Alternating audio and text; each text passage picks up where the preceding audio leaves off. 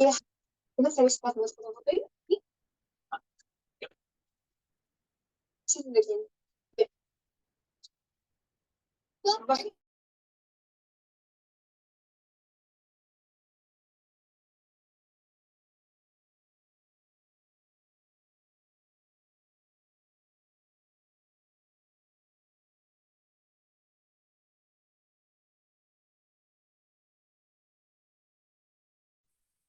Assalamualaikum.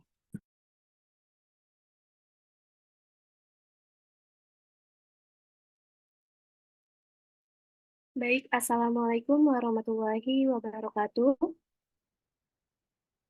Selamat malam Bapak dan Ibu semuanya. Terima kasih banyak telah bergabung dalam kajian Ramadan bersama Himpunan Fasiankes Dokter Indonesia dengan topik kemanusiaan dalam bencana dan konflik. Baiklah, izinkan saya untuk memperkenalkan moderator kita kali ini.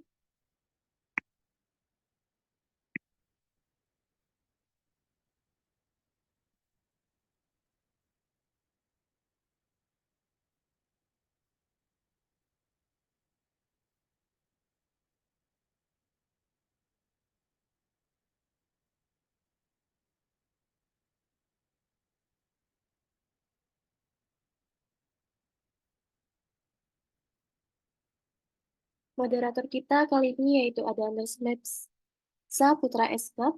Beliau menempuh pendidikan S1 Ilmu Keperawatan di Universitas Andalas. Kemudian beliau menempuh program Profesi Nurse di Universitas Andalas pada tahun 2017. Dan beliau melanjutkan Magister Keperawatan di Universitas Indonesia. Beliau bekerja saat ini di Regional Technical Assistant Program dan sebagai surveyor akreditasi fasilitas kesehatan tingkat pertama di Lembaga Akreditasi Mutu Fasiankes Indonesia. Dan beliau juga pernah menjabat sebagai Wakil Gubernur BEM KM FKEP UNAN dan pernah menjabat sebagai pengurus harian wilayah Ikatan Lembaga Mahasiswa Ilmu Keperawatan Indonesia. Dan juga beliau pernah menjabat sebagai Ketua Umum IMAKEP Sumbar atau Ikatan Mahasiswa Keperawatan Sumatera Barat pada tahun 2015 sampai 2016. Beliau juga sebagai pengurus pusat Lembaga Akreditasi Mutu Fasiankes Indonesia dari tahun 2023 sampai sekarang. Kepada beliau dipersilakan.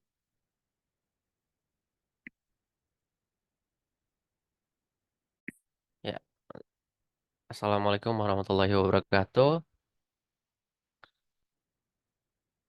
Mbak Mbak Naya, suara saya terdengar jelas ya?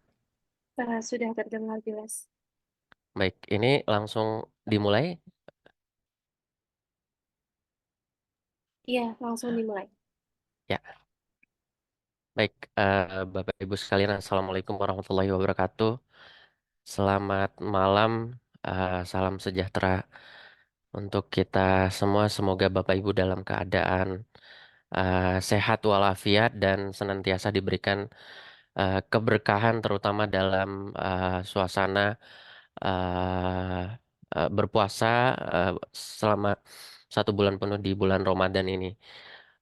Baik, Bapak Ibu, eh, terima kasih dari eh, Mbak Naya dan tim. Salam kenal, puji syukur. Pertama, marilah kita panjatkan kehadiran Allah Subhanahu wa Ta'ala yang tentunya telah memberikan kita rahmat, keberkahan sehingga kita dapat sama-sama berkumpul pada agenda malam hari ini, yakni kajian Ramadan bersama Himpunan Fasiankes Dokter Indonesia HIFDI, dengan bahasan dan tema yang tentu sangat menarik Bapak Ibu sekalian, yakni kemanusiaan dalam bencana dan konflik. Senang sekali tadi sudah diperkenalkan oleh MC. Salam hormat, salam kenal Bapak Ibu sekalian. Saya Mep Saputra yang pada malam hari ini diminta memandu selaku moderator pada malam hari ini. Yang terhormat Bapak Ibu sekalian, tentu Ketua anggota HIFDI dan Bapak Ibu sekalian dari organisasi lain, tentu em, semoga besar harapan kami dalam keadaan sehat walafiat. Amin amin ya robbal alamin. Bapak Ibu sekalian, seperti yang disampaikan sebelumnya bahwa tema atau topik dari kajian kita pada malam hari ini tentu sangat menarik berbicara tentang kemanusiaan, bencana dan konflik. Tentu hal ini menjadi eh, satu bahasan yang menarik menurut kami. Bencana dan konflik dan satu hal yang harus dikedepankan adalah humanity atau kemanusiaan. Bagaimana kita melihat fenomena, isu, kejadian yang ada di sekitar tidak hanya di Indonesia, tapi mungkin saudara-saudara kita di luar Indonesia eh, akhir-akhir ini atau dalam jangka tertentu banyak menghadapi konflik, bencana, baik itu sosial ataupun perang. Salah satunya adalah saudara kita di Palestina.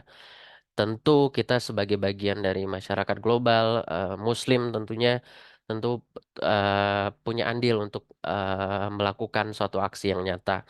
Dalam hal ini tentu diskusi malam ini sedikit banyak akan mewadahi diskusi-diskusi yang kami rasa menarik ke depan, bagaimana kebijakan mengenai pentingnya kemitraan dalam suatu kondisi tanggap bencana, tidak hanya di Indonesia atau mungkin bahkan di luar negeri, dan bagaimana peran profesi dalam hal ini, dan tentu bagaimana perkembangan-perkembangan dan isu-isu terkini seputar bencana dan konflik yang ada di Indonesia dan di dunia.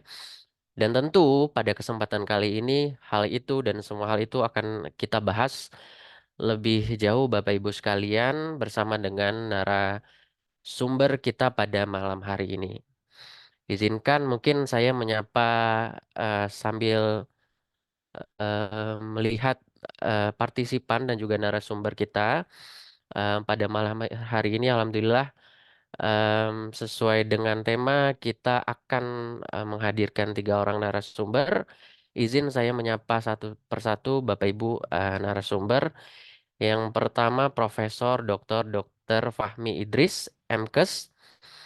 Eh, em, Mungkin infonya akan bergabung setelah ini. Kemudian yang kedua pemateri kita adalah Bapak Dr. Muhammad Adib Humaidi, SPOT. Assalamualaikum warahmatullahi wabarakatuh. Selamat malam, Dok. Maaf, apakah sudah bergabung?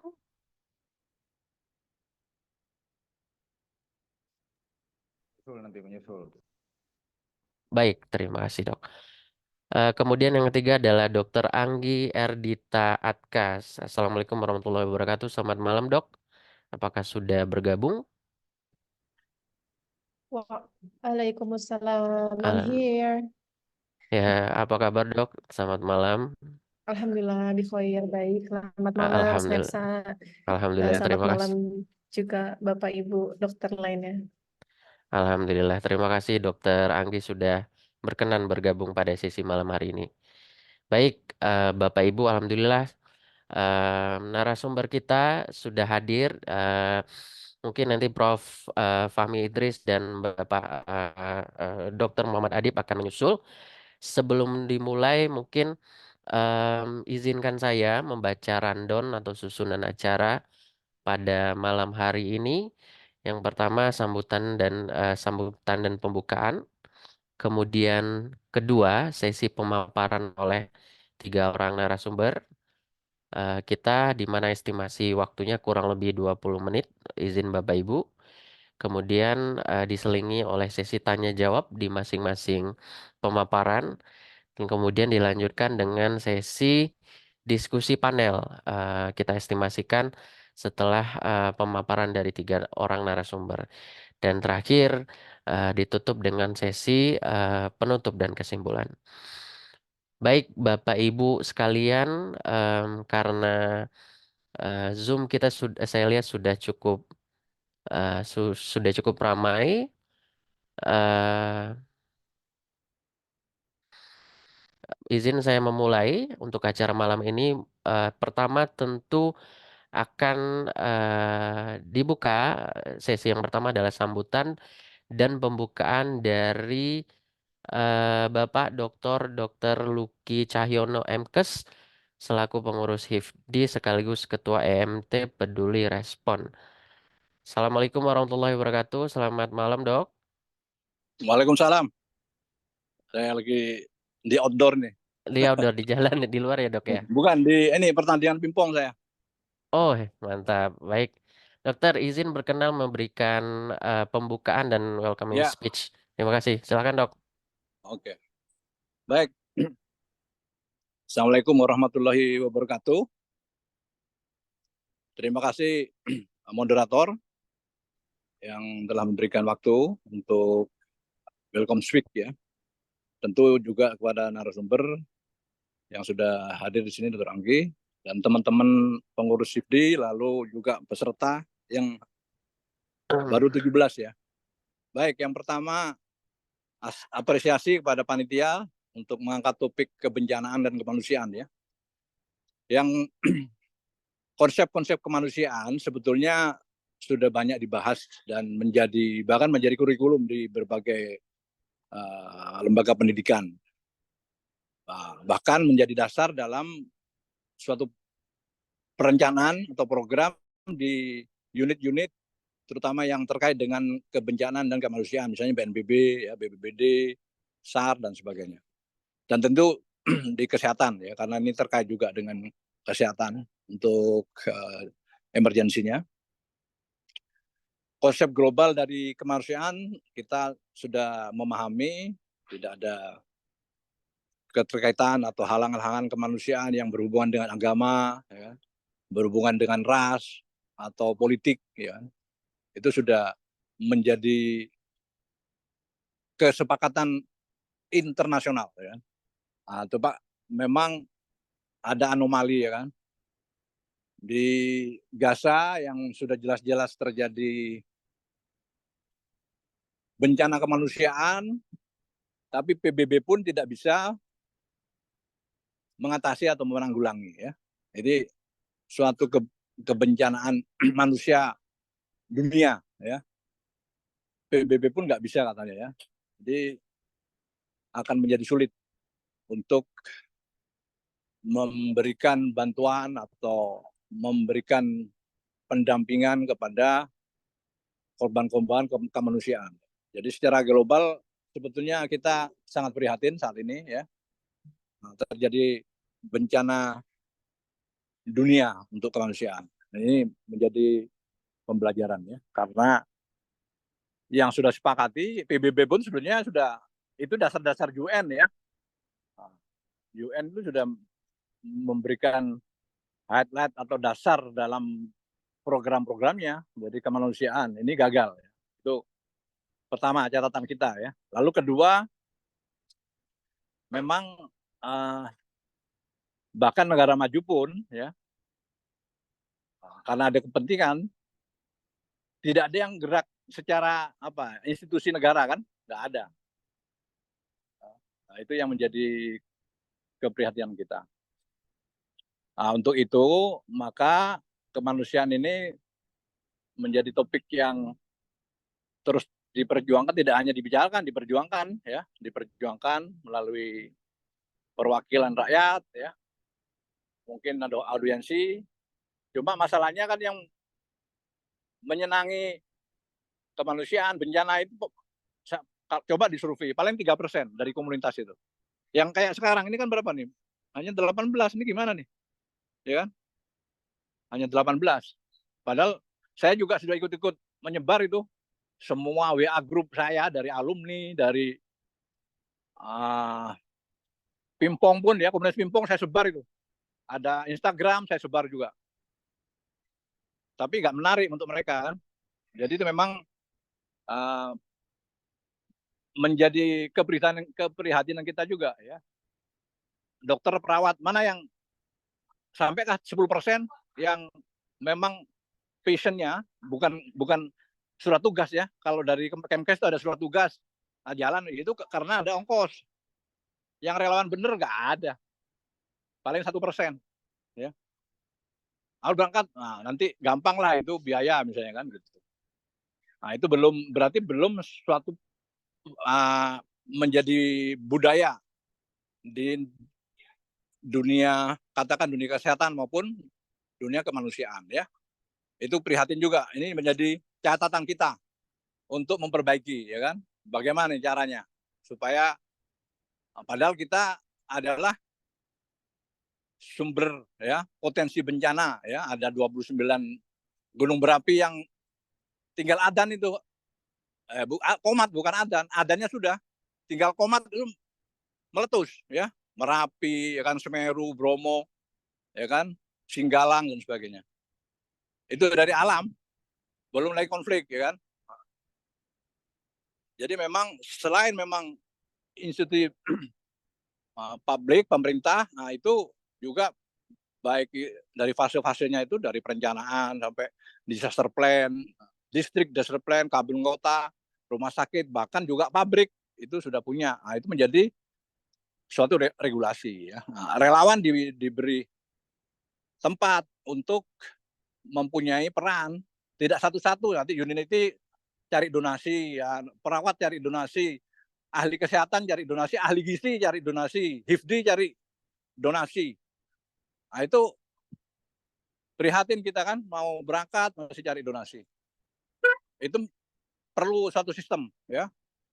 Nah itu juga harus bagaimana, apakah ke DPR, saya juga tidak tahu gimana nih. Nah, karena Indonesia menjadi laboratorium bencana ya. Kita sudah punya datanya ya. Itu. Sebagai profesi dokter, perawat ya, teman-teman fisiologi, teman-teman apoteker, ini bagaimana nih supaya lebih maksimal ya. Konsep dasar itu nanti bisa kita lihat di Proyek Sphere. Proyek Sphere itu buku yang sekarang kayaknya jarang dipakai ya. Jadi Proyek Sphere itu sangat bagus ya untuk menjadi baik strategi maupun dasar-dasar dalam perencanaan ya. Nah, itu menjadi kesepakatan internasional juga ya. Proyek Sphere itu juga mungkin jarang yang sudah pernah baca tapi akhirnya lupa gitu kan. Nah, itu yang perlu diingat lagi. Ya. Itu keprihatinan kita dalam kemanusiaan ya. Ya belum perencanaan dari tahap-tahap misalnya prabencana, mitigasi, kesiapan, belum ada buffering ya. Belum lagi nanti bagaimana peran internasional yang masuk, misalnya kan satu negara, nah itu nanti jangan terjadi suatu kepanikan kadang-kadang ya. Saya pikir itu, jadi kemanusiaan itu menjadi keperhatian kita untuk segera diperbaiki. Jangan menunggu yang orang lain bergerak, ya kita ini yang di sini ya. Kalau tidak berhasil ya tercatat saja ya. Jadi HIFDI sudah ikut berperan dalam meningkatkan perang, awareness terhadap keprihatinan kemanusiaan ini ya. Ya ini satu pembelajaran. Saya pikir itu saja. Nanti perlu ada RTL lagi untuk pertemuan kali ini. Jadi ya minimal ada suatu catatan untuk publik gitu ya, press release, dan juga kalau bisa ya nanti audiensi dengan pihak-pihak terkait ya. Itu saja ya, karena kita yang bergerak di day to day-nya memang terkait ini ya, jadi kebencanaan kemanusiaan ya. Misalnya ini pun masih belum berhasil juga mengirim ke Gaza ya, karena memang sudah sulit ya, masih sulit. Saya pikir itu kita tetap semangat walaupun masih pesertanya 18, tapi ini menjadi menginspirasi teman-teman yang lain untuk ikut terlibat ya dalam kemanusiaan, dan juga kalau sudah kemanusiaan pasti kebencanaan juga ya. Baik, semoga acara-acara ini menjadi kegiatan yang menjadi concern kita, tidak hanya webinar, tapi menjadi pekerjaan kita ke depan untuk bersama-sama memperbaiki tadi. Ya. Saya pikir itu saja. Selamat webinar dan semoga manfaat ya. Insya Allah. Barakallah. Assalamualaikum warahmatullahi wabarakatuh. Waalaikumsalam warahmatullahi wabarakatuh. Terima kasih Dokter Luki atas sambutan sekaligus membuka ya Dok ya acara webinar kita pada malam hari ini. Semoga senantiasa diberikan kelancaran sampai akhir acara. Amin. Ya baik Bapak Ibu sekalian, kita masuk kepada acara inti yakni pemaparan dari masing-masing narasumber yang pada kesempatan awal ini izin berkenan kami minta kesediaan kepada Dr. Anggi Erdita menjadi pemapar yang pertama. Sebelumnya izin saya membacakan sedikit CV beliau. Dr. Anggi Erdita ini merupakan seorang dokter, medical doctor dan juga punya sudah bersekolah S2 International Health, lulusan International Health dan juga diploma in Tropical Medicines. Saat ini beliau bekerja di Pusat Krisis Kesehatan Kementerian Kesehatan Republik Indonesia dan juga LAMFI. Dan juga tentu ada beberapa kesibukan pekerjaan dan pengalaman beliau. Beliau juga merupakan pengurus PRP Palestina Peduli Respon dan juga saat ini aktif sebagai dosen magister di IIK NU. Baik, selamat malam Dr. Anggi. Assalamualaikum warahmatullahi wabarakatuh, Dok. Ya, Waalaikumsalam warahmatullahi wabarakatuh. Selamat malam, Mas Mepsa. Lalu juga ada Dr. Zainal Abidin sebagai ketua dari HIPDI, Dr. Luki senior kami di Pusat Krisis, lalu Dr. Saptaji, dan Bapak Ibu dokter sekalian. Dr. Adib juga sudah ada di sini. Ya, selamat malam Bapak Ibu dokter sekalian. Sebelumnya Mas Mepsa, karena Dokter Adib sudah ada, mungkin Dokter Adib mau Boleh. duluan apa? Oke. Ya. Nanti Ya, saya terima bisa kasih Dokter lanjut. Anggi. Ya. Ya, siap. Assalamualaikum warahmatullahi wabarakatuh. Selamat datang Dokter Adib. Selamat malam, Dok.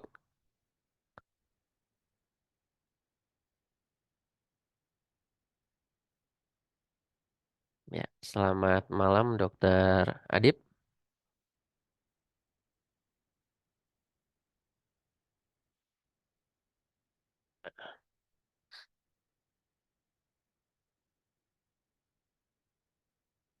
Oke. Ya, Assalamualaikum Dokter Adib. Izin berkenan, Dok.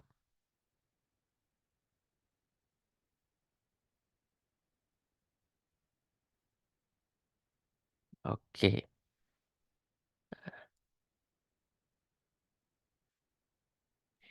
Ya, saya take over dulu aja, Mas Oke, Mepsa. boleh. Ya, Siap. mohon izin silakan dilanjut Dokter Anggi. Ya, siap. Selamat malam Bapak Ibu dokter sekalian. Mbak Naya bisa tolong ditampilkan ya PowerPoint-nya. Sementara menunggu PowerPoint-nya, izin klarifikasi aja. Jadi untuk saat ini, alhamdulillah, saya sudah, ya karena segala macam harus dialhamdulillahin ya. Jadi saat ini saya sudah tidak lagi di pusat krisis kesehatan. Saya saat ini menjabat sebagai dosen S2 di IIK NU dan juga sebagai Vice of National Coordinator dari Project Peduli Respon Palestina Indonesia. Ya, jadi materi yang akan saya bawakan malam ini sebenarnya lebih ke sharing insight dan experiences aja. Dan kalau misalnya Bapak Ibu sekalian ada insight-insight lain, kita ingin diskusi perihal ini, mangga, silahkan banget. Judulnya adalah Genocide di Palestina dan Support Indonesia pada kausa ini. Next slide. Iya, next slide. Jadi sebelum kita bahas jauh, apa sih role Indonesia pada kasus genosida di Palestina? Mari kita bahas update berita yang ada di Palestina. Next slide. Dan kita utamanya akan berbicara tentang angka ya, angka-angka kematian, kesakitan, kerusakan. Untuk fatalities-nya sendiri, kematiannya itu mencapai angka 32.623, dan ini kan kejadiannya sejak 7 Oktober 2023 ya, which is around ya 5-6 bulan ternyata memang sudah mencapai angka segini. Dan 1,7 juta warga Palestina sekarang dinyatakan sebagai IDP atau internally displaced persons. Jadi mereka ini bentuknya refugee tapi yang ada di dalam negaranya karena memang tidak atau susah banget buat keluar. Dan 75% dari 1,7 juta ini mereka stay di Gaza. Sebenarnya nggak stagnan di Gaza. Jadi kasusnya adalah mereka pindah-pindah. Jadi dari Gaza Utara pindah ke Gaza Selatan ya di bagian Wadi, terus nanti bukan biasanya kemarin-kemarin juga sempat ada yang di Khan Yunis, Rafah. Tapi begitu kasusnya adalah ketika mereka pindah nanti dan pindahnya itu juga karena biasanya diberikan ultimatum ya sama Israel, diberikan ultimatum mereka pindah nanti di bagian daerah yang sudah terkonsentrasi oleh si refugee atau IDP itu nanti mereka dibombardir lagi, akhirnya mereka pindah lagi ke tempat asalnya dan seterusnya begitu. Jadi 1,7 juta rakyat Palestina dinyatakan sebagai IDP yang tingkat mobilisasinya lumayan tinggi sebenarnya. Dan 1,1 juta warga Palestina ini ternyata sekarang sudah diramalkan, sudah diestimasi akan mengalami kasus food insecurity level 5 ya, phase 5 katastrofik maksudnya. Dan sampai sekarang masih mengalami full electricity blackout. Sebenarnya dari tanggal 7 Oktober itu sempat nyala bentar terus nanti mati lagi. Banyak yang mati sih sebenarnya. Jadi sebagian besar dari facility yang ada di Gaza itu sekarang mereka memakai genset ya. Itu pun sebenarnya minyak bahan bakarnya juga mereka sangat terbatas. Jadi sempat banyak okasi di mana genset pun nggak bisa kerja sebenarnya. Next slide. Ya, dari tadi kan tingkat kematiannya sudah mencapai angka 32.000 lebih, dan untuk tingkat injury-nya itu 75.092 jiwa. Dan kalau kita lihat dari 7 Oktober 2023 sampai dengan 29 Maret 2024, itu angkanya terus naik. Bahkan fluktuasi pun nggak ada, jadi terus naik angka-angkanya. Next slide. Ya, dan selain dari angka-angka tersebut, juga kita tahu banyak hostages ya ternyata yang mereka terpaksa stay di Gaza. Itu ada sekitar 134. Next slide. Dan ini termasuk ibu dan anak ya. Next slide. Ya, karena kita fokusnya tentang kesehatan pada malam ini, jadi saya akan bahas lebih lanjut tentang update kesehatan di Palestina, berikut juga dengan faktor-faktor yang mempengaruhinya. Untuk update tentang kesehatan itu ternyata dari beratus-ratus rumah sakit yang ada di Palestina itu sekarang 10 rumah sakit, hanya 10 yang berfungsi, itu pun tidak komplit. Jadi hanya parsial, 4 di utara dan 6 di bagian selatan, Wadi Gaza. Dan 24 hospital itu sudah tidak bisa melakukan pelayanan, adapun 2-nya itu minimally functional. Dan untuk primary healthcare atau macam kayak puskesmasnya itu hanya 24% yang dia bisa functional. Untuk kasus terbanyak itu ada di acute respiratory infection, itu lebih dari 500.000, dan diarea itu lebih dari 290.000, dan itu banyaknya memang kenanya ke anak-anak ya. Untuk tim emergency medical atau ya EMT itu yang beroperasional itu 17, dan itu mencakup national dan international. Sedangkan untuk health center yang dioperasionalkan oleh UNRWA, bagian dari UN, itu hanya 33%. Jadi asalnya dia ada 24, sekarang hanya 8 yang beroperasi. Next slide. Ya, untuk faktor-faktor lainnya, jadi kita tahu bahwa ada yang namanya social determinants of health Jadi faktor-faktor yang bisa mempengaruhi keadaan kesehatan seseorang atau kelompok, dan diantaranya adalah nutrisi dan food security.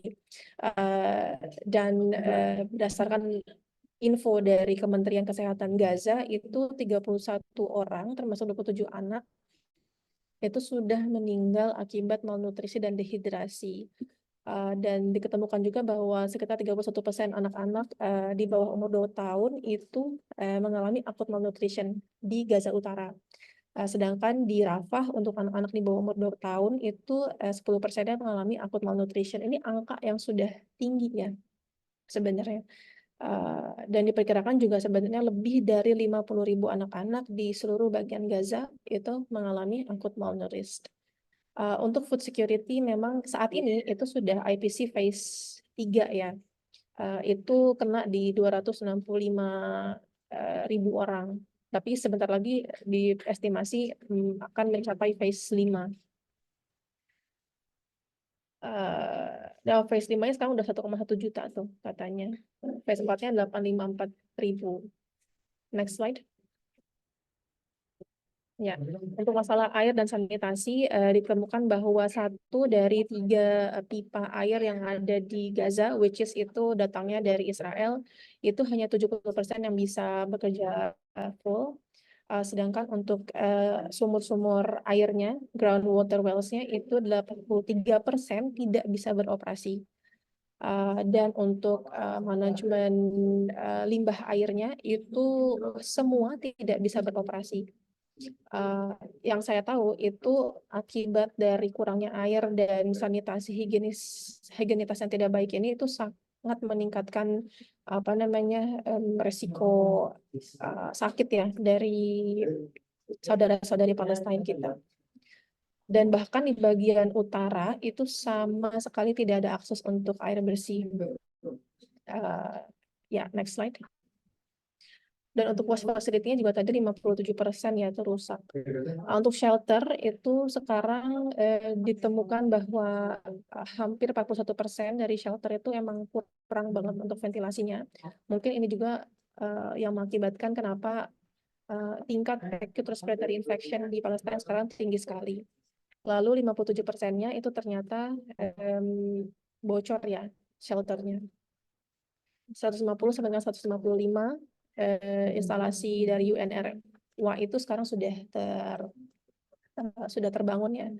Tapi sebenarnya ini sangat jauh dari cukup sih kalau kita bandingkan dengan jumlah IDP yang ada sekarang ya di Palestina, di Gaza.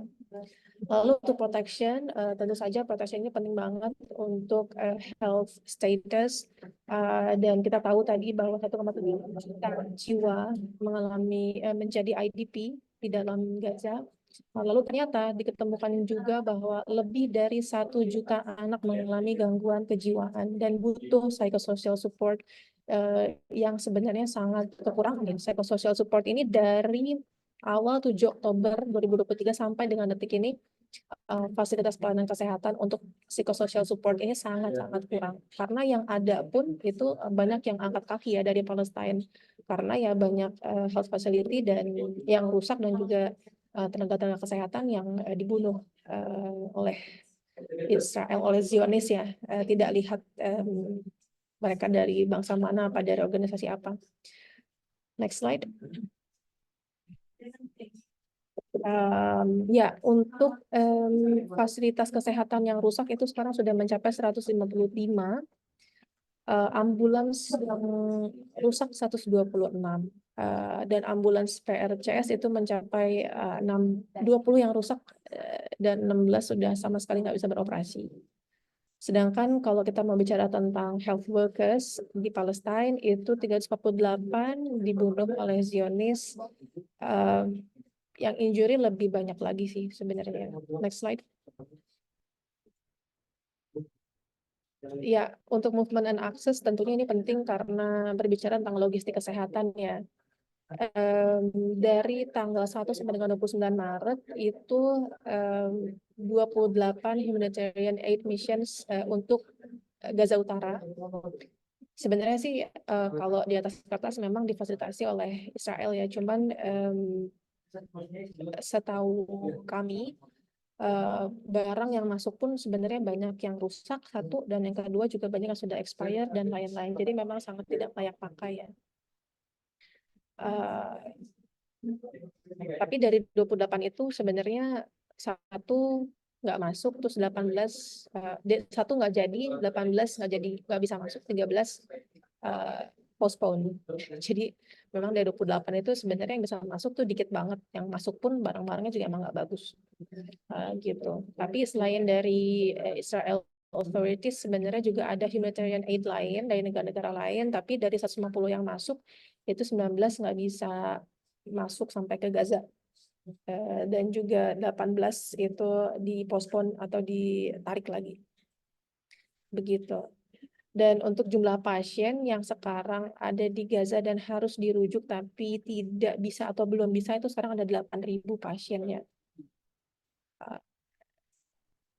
Tapi kalau yang udah berhasil dirujuk ada sih, dia 2.613, dan diantaranya 1.000 lebih itu karena luka, 900 sekian itu karena sakit, ditemani oleh keluarga-keluarganya. Next slide.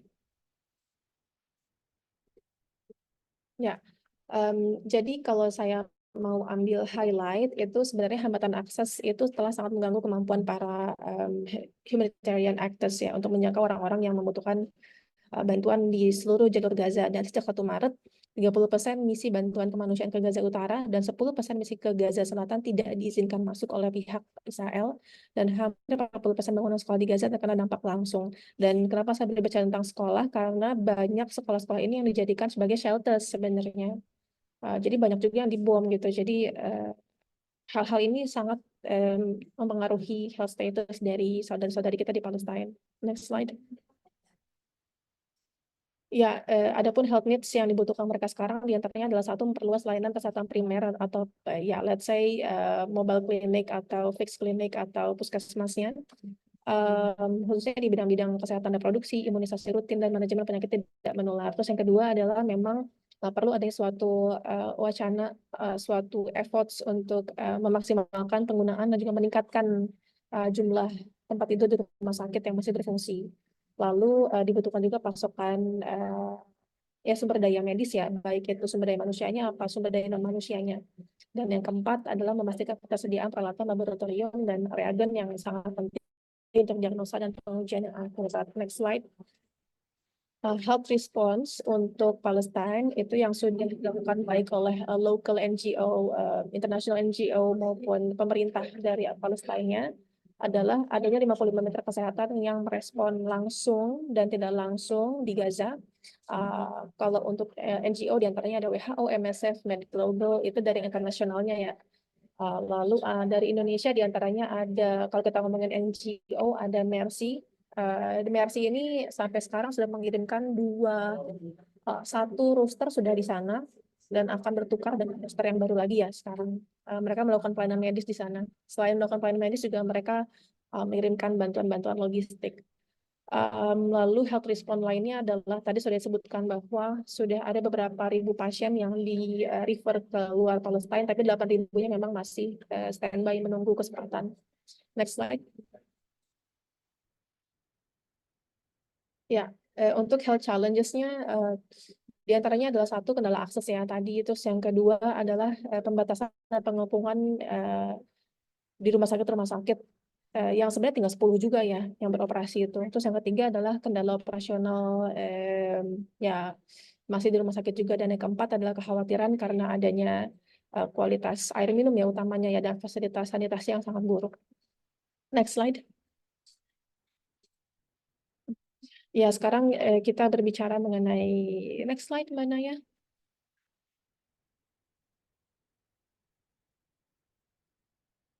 Mana ya? Halo. Halo. Oke. Sekarang kita berbicara tentang, kalau tadi kan sudah berbicara tentang kontribusi internasional untuk Palestina. Sekarang ketika kita bicara tentang kontribusi Indonesia untuk Palestina, itu baik dari pemerintah kita maupun dari NGO di Indonesia, itu banyak banget sebenarnya yang memberikan bantuan ya.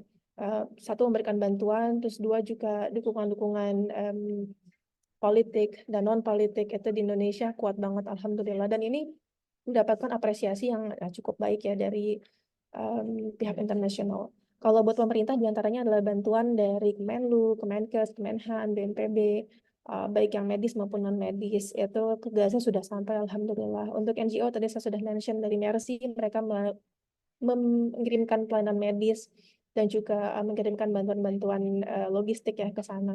Lalu juga Peduli Respon Palestina, itu organisasi di mana sekarang saya juga ikut aktif, itu juga kita mempunyai beberapa proyek untuk Palestina. Next slide.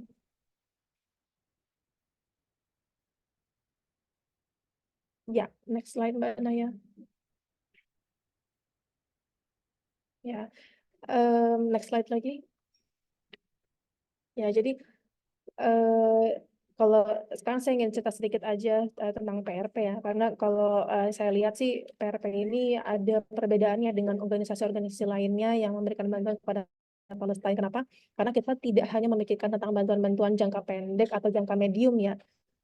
Contohnya adalah memberikan pelayanan medis, itu kita nggak hanya berhenti sampai situ, tapi kita juga berpikir bagaimana caranya kita memberikan bantuan yang long term, bisa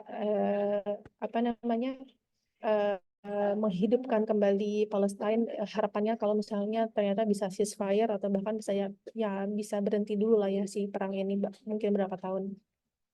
Jadi PRP itu adalah sebuah platform bagi para penangkap bencana dan konflik yang tujuannya adalah untuk berkontribusi secara aktif di bidang mitigasi dan respon bencana dan konflik ya, baik dalam maupun luar negeri. Next slide.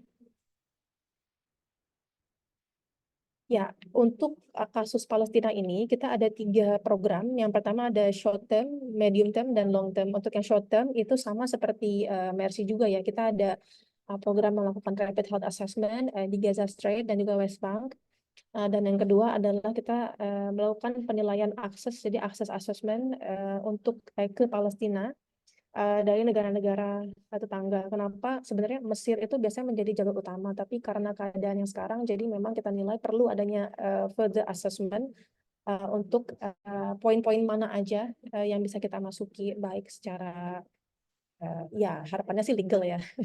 Satu itu yang short termnya. Lalu yang medium term itu kita ada 2 plan sebenarnya. Yang pertama adalah kita mengirimkan IMT tipe 1 mobile.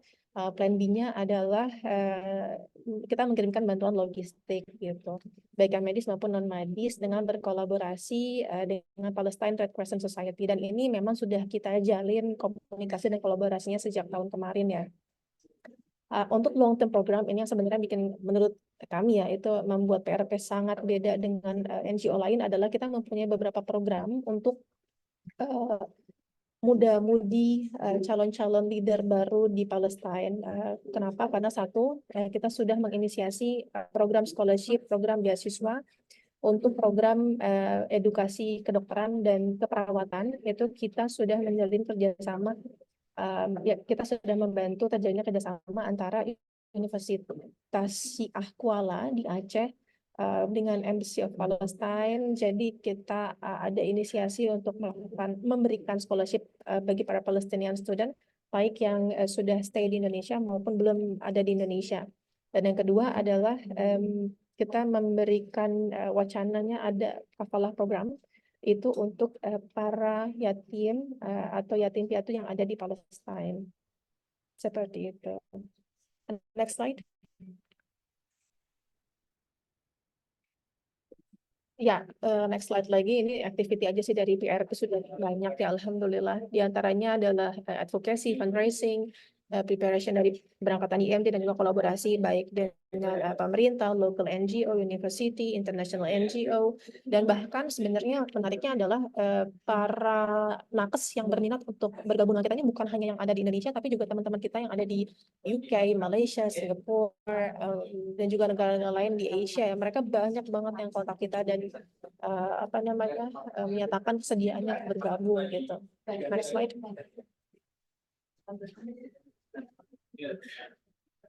Ya ini foto aja sih saat kita bersilaturahim pertama kali ya dengan kedutaan Palestina di Indonesia. Next slide.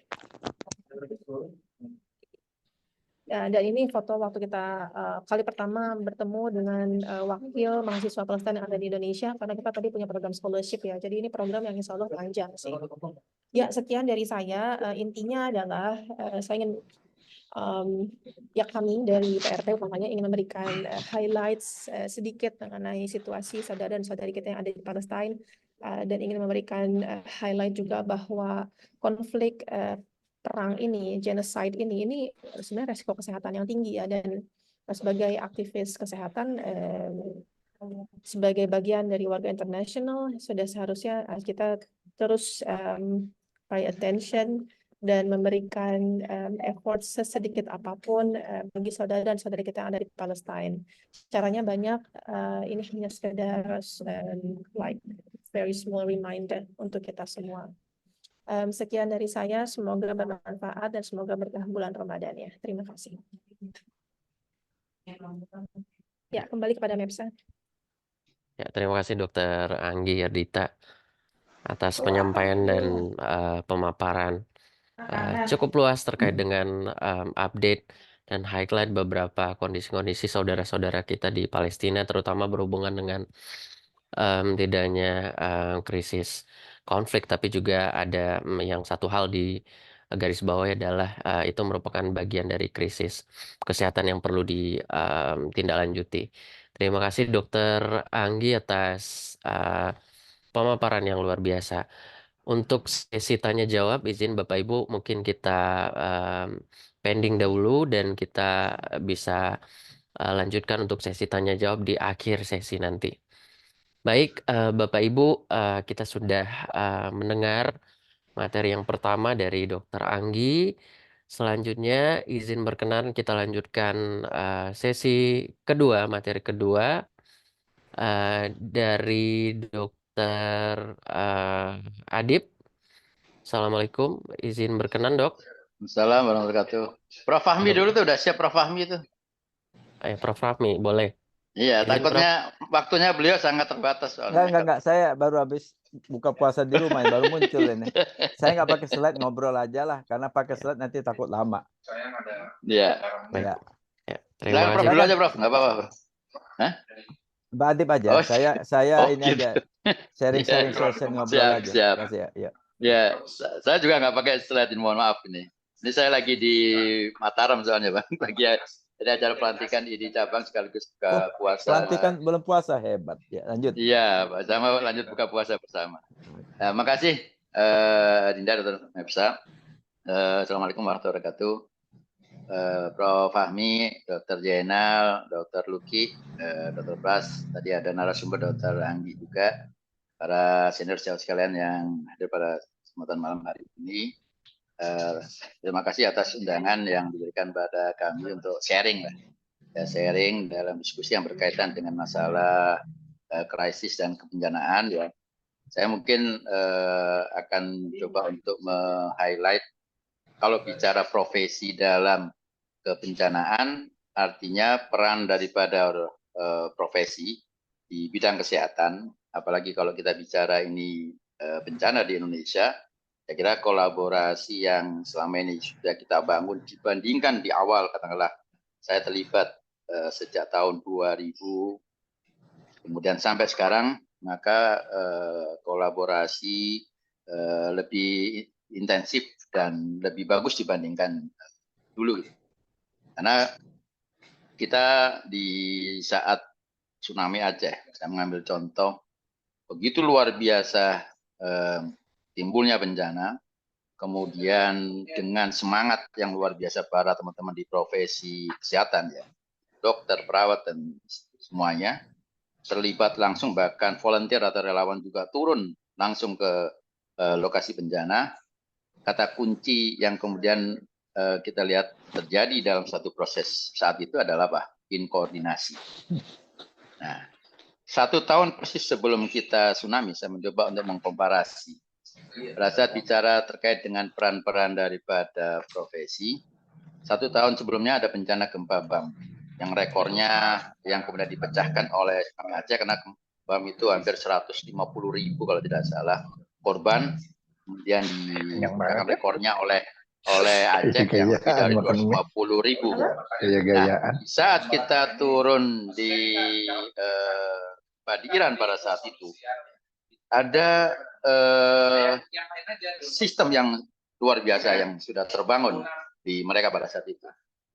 Kita datang dengan tim yang sudah teridentifikasi. Kita datang dengan tim yang kemudian diberikan tempat, di mana tempat yang mereka harus melakukan sebuah pelayanan. Kualifikasi tim juga dilihat, sehingga tidak semuanya dengan kualifikasi, apalagi kita dianggap adalah bantuan dari luar negeri, maka tidak semua kualifikasi daripada profesi dalam kebencanaan itu bisa kemudian diberikan akses untuk masuk ke dalam fasilitas kesehatan. Itu akhirnya kemudian dibagi.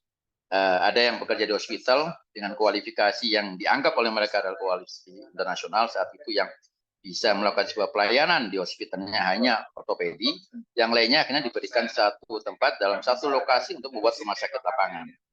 Nah, dan itu pada saat kemudian setahun kemudian di Aceh, itu sangat berbeda. Artinya tidak ada filter sama sekali pada saat itu. Apa betul ini profesinya seorang dokter, dokter umum, dokter spesialis, spesialis apa saja, perawat dan sebagainya. Itu tidak ada kualifikasi yang kemudian filter yang dilakukan pada saat itu. Dan tentunya ini karena sistem yang terbang pada saat itu karena kolaps, ya. Jadi fungsionalnya kolaps, strukturnya juga kolaps. Itu yang kemudian akhirnya menjadi pembelajaran bagi kita sebenarnya. Kalau kami lihat yang itu kemudian akhirnya membangun kesadaran di dalam koordinasi di bencana ini kemudian menjadi satu kata kunci, ya, sehingga kami melihat sekarang di BNPB pun sudah lebih baik sekarang di dalam mengkolaborasikan potensi-potensi dalam profesi kesehatan di kebencanaan ini. Nah, ini yang saya kira perlu untuk kemudian terus harus dimaksimalkan.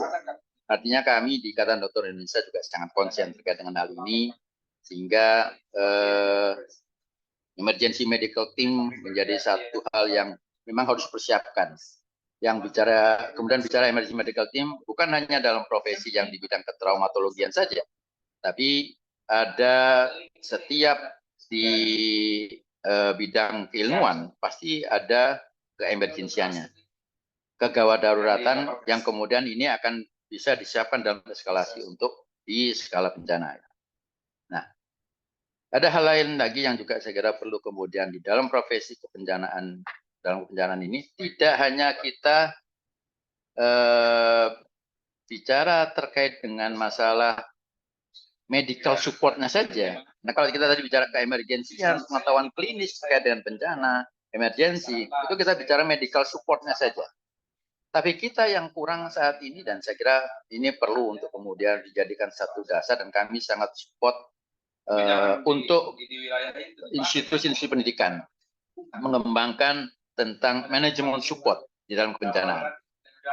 Manajemen support dalam kebencanaan yang setahu saya yang kemudian akhirnya diformulasikan dalam sebuah pendidikan S2 baru ada mungkin kalau tidak salah Makassar, di Unhas, Unair, kemudian di UGM kalau tidak salah. Dan ini saya kira masih perlu kemudian juga dikembangkan di wilayah-wilayah yang lain, karena kita tahu bahwa kebencanaan ini akan menjadi sebuah hal yang akan sering terjadi di Indonesia, apalagi kita tahu Indonesia termasuk adalah supermarket bencana. Nah, ini yang kemudian menjadi sangat penting, sehingga pada saat kita bicara terkait dengan kepentingan dukungan profesi, maka saya kira profesi pasti sangat mendukung. Tapi ada kata kunci di dalam kita mengeskalasikan tim pada saat kita mau turun di bencana adalah bagaimana kemudian dukungan terkait dengan finansial di dalam menggerakkan. Karena selama ini kalau kita lihat respon yang diberikan oleh profesi kesehatan itu adalah respon karena naluriah profesi, sehingga kita tidak terlalu birokratis. Pasti 24 jam pertama akan ada kelompok profesi yang akan siap turun dan ada di lokasi bencana. Itu jelas. Nah, dan itu tentunya memakai biaya-biaya mandiri. Gitu. Nah, pada saat kemudian sekarang kita ingin mengkolaborasikan dalam sebuah sistem, maka harus ada penguatan sistem yang ini harus muncul dalam sebuah regulasi.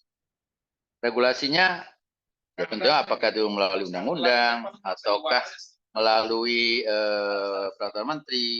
Kalau dulu ada namanya dana bintang yang disiapkan kalau ada disaster, maka ini pun juga harus disiapkan. Gitu. Nah, pertanyaannya apakah dalam satu regulasi saat ini di Undang-Undang 17 2023 itu sudah disiapkan terkait dengan hal ini? Bagaimana mekanisme? Bagaimana koordinasinya? Dan selama ini kita lebih banyak berkoordinasi memang dengan Badan Nasional Penanggulangan Bencana. Yang itu kemudian di daerah ada Badan Penanggulangan Bencana Daerah (BPBD). Nah, kolaborasi inilah yang sebenarnya sudah masuk di dalam satu clustering yang ada untuk klaster kesehatan, maka profesi-profesi kesehatan dalam bencana itu sudah ada. Volunteernya sudah ada. Jadi saya sampaikan, nggak perlu kita berpikir membentuk sebuah tenaga cadangan, tapi profesi beserta seluruh jajaran perhimpunan, PPNI, IP, mereka sudah siap dengan SDM gitu loh. Tanpa kemudian diformulasikan dalam satu bentuk tenaga cadangan, mereka sudah siap. Artinya kami di Ikatan Dokter Indonesia pun sudah siap. Kita punya tim-tim responsif yang ada, ya, baik itu di bidang kebencanaan masing-masing. Gempa bumi, teman-teman ortopedi bedah sudah siap dengan timnya. Kemudian tim penyakit dalam, bahkan tim psikiatri untuk kesehatan mental itu juga mereka sudah siap. Nah, ini yang saya kira bicara terkait dengan profesi dalam kebencanaan yang perlu diperkuat adalah bagaimana menjaga eksistensi profesi ini untuk bisa tetap terlibat dalam kebencanaan dengan tetap melibatkan secara aktif peran daripada organisasi profesi. Nah, ini yang saya kira perlu gitu, perlu diperkuat gitu. Sehingga pada saat kemudian kita bicara peran-peran organisasi profesi ini ingin dihilangkan atau bahkan kemudian dimarginalkan, padahal selama ini peran organisasi profesi di dalam mendukung permasalahan-permasalahan bidang kesehatan, termasuk di bidang kebencanaan itu secara otomatisasi dan dengan modal sosial yang luar biasa dari para anggota-anggotanya, itu memang sudah terjadi gitu loh. Nah, ini yang saya kira menjadi penting gitu, sehingga di internal profesi kita siap. Masalahnya kemudian bagaimana eksistensi organisasi profesi dalam kebencanaan ini tetap bisa di potensinya tetap bisa dimaksimalkan dan juga eksistensinya tetap dipertahankan, dan itu juga akan masuk dalam sebuah bentuk regulasi-regulasi dukungan. Karena ini menjadi sangat penting. Mungkin itu sebagai trigger mungkin untuk berkaitan dengan diskusi pada malam hari ini. Tapi yang paling penting juga tadi adalah manajemen support tadi. Medical support, setiap profesi di bidang kedokteran kita siap. Tapi kalau kemudian bicara manajemen support, inilah yang kemudian perlu ada manajer memanage, ya, mengkoordinasikan, kemudian membuat sebuah pola-pola manajemen yang lebih baik di dalam penanggulangan bencana, dan ini perlu kemudian diformulasikan dalam satu bentuk pendidikan khusus, atau itu baik itu S2 ataupun nanti hubungan juga terkait dengan spesialis itu. Tentunya ini sekarang ada teman-teman dari spesialis emergency medicine, saya kira juga perlu untuk kemudian makin digalakkan supaya fakultas kedokteran pun juga menyiapkan potensi-potensi di bidang emergency dan kebencanaan melalui sebuah pendidikan formal, sekaligus juga bersama-sama dengan organisasi profesi untuk sama-sama kemudian melibatkan, membuat partisipasi aktif dari organisasi profesi itu untuk terkait dengan kebencanaan. Demikian mungkin yang bisa saya sampaikan. Terima kasih. Bila taufiq wal hidayah. Assalamualaikum warahmatullahi Ya. Waalaikumsalam warahmatullahi wabarakatuh.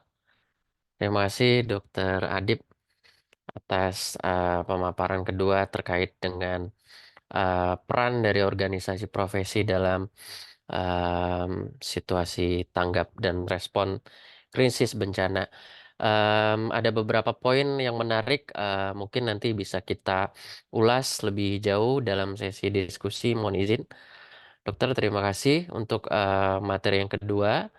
Selanjutnya kita masuk materi yang ketiga, yang akan disampaikan oleh Profesor Dr. Fahmi Idris MKes. Izin sebelumnya saya membacakan CV beliau terlebih dahulu.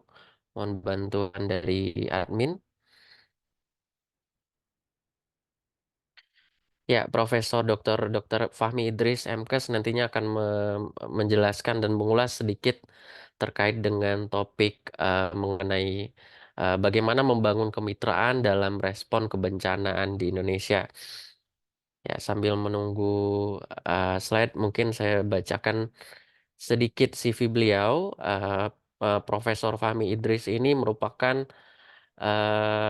saat ini aktif sebagai dosen di FK Unsri dan juga pernah menjabat sebagai Ketua Ikatan Dokter Indonesia tahun 2006 sampai 2009 dan saat ini juga aktif sebagai Dewan Komisaris PT Askes semenjak tahun 2008 sampai sekarang, dan juga beliau merupakan Ketua Majelis Pimpinan Pusat ICMI tahun 2011 sampai 2016. Dan tentu banyak lagi pengalaman dan karir beliau selama bergerak di kesehatan dan juga respon bencana. Demikian izin berkenan Prof. Fahmi Idris memberikan materi yang ketiga. Silakan Prof. Terima kasih Mas Mepsa ya. Ya, betul Prof. Atau Mas Putra. Boleh Prof.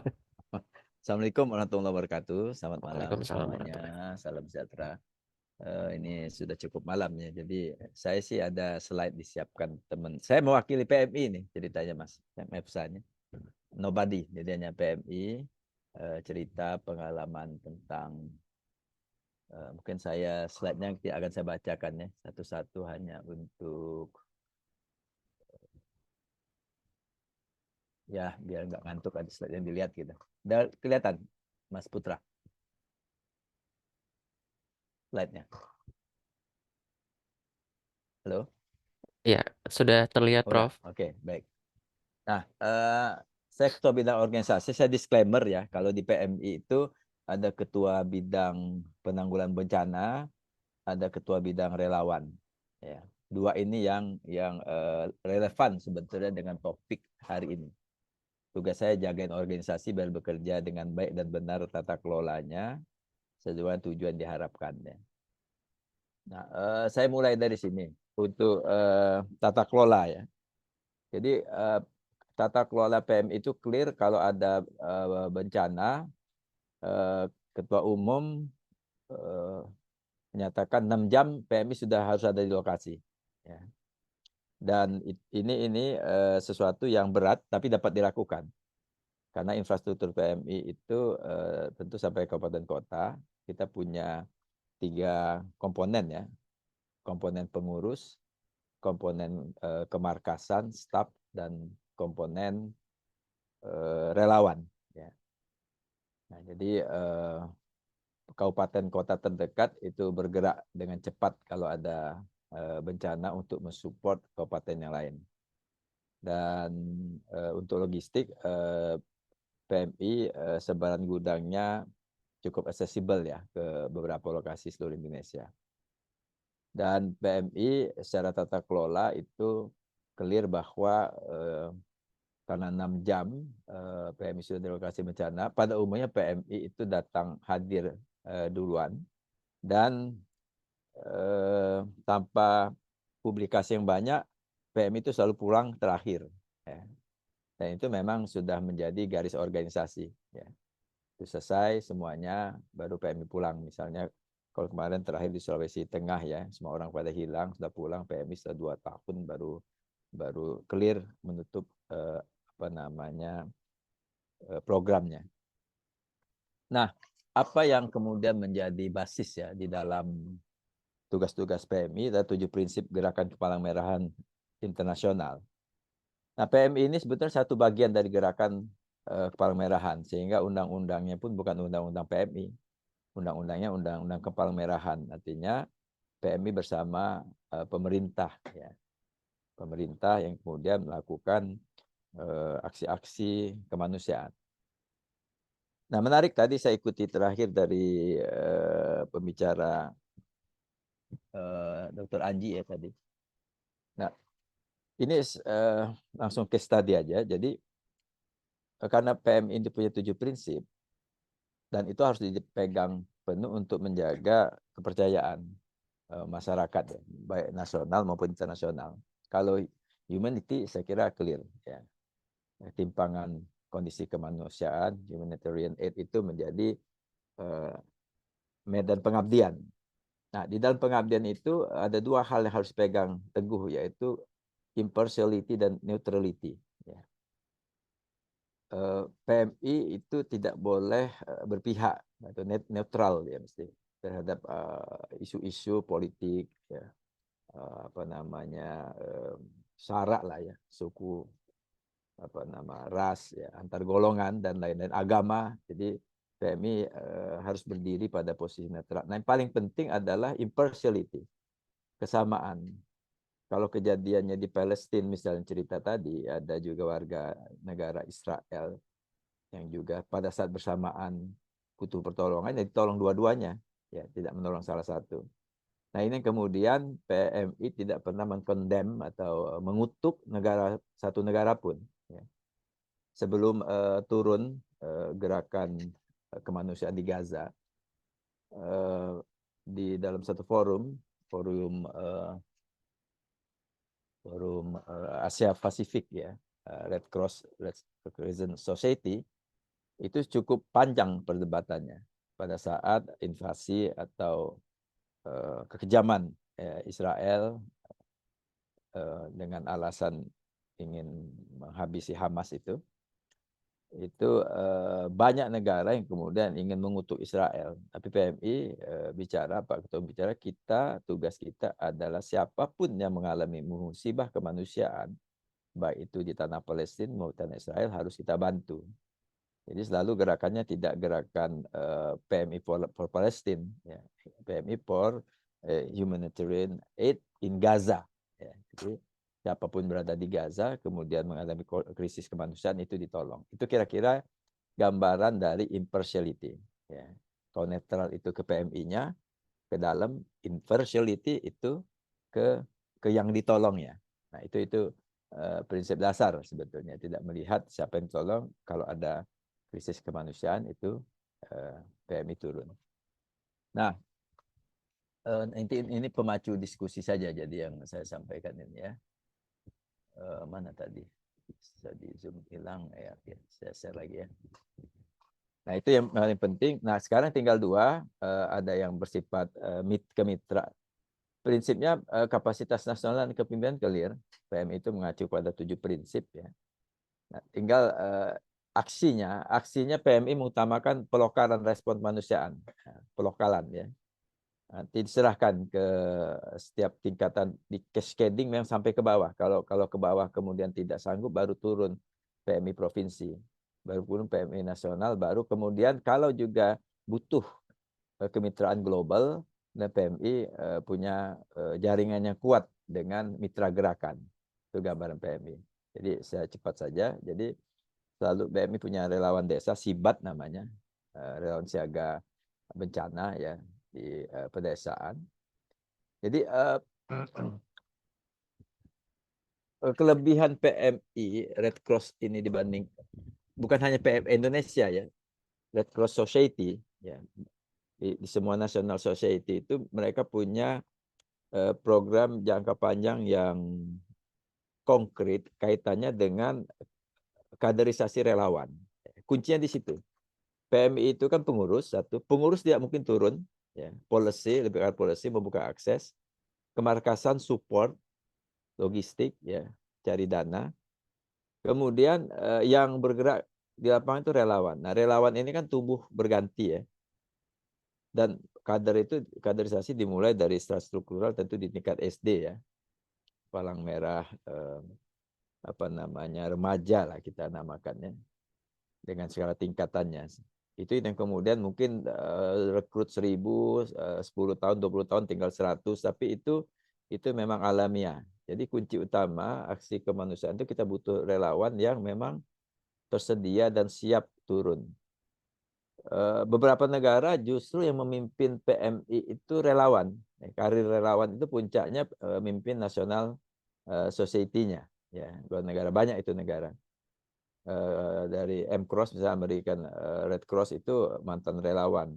Saya punya kenalan baik juga di salah satu calon presiden federasi internasional itu di Georgia namanya Natia.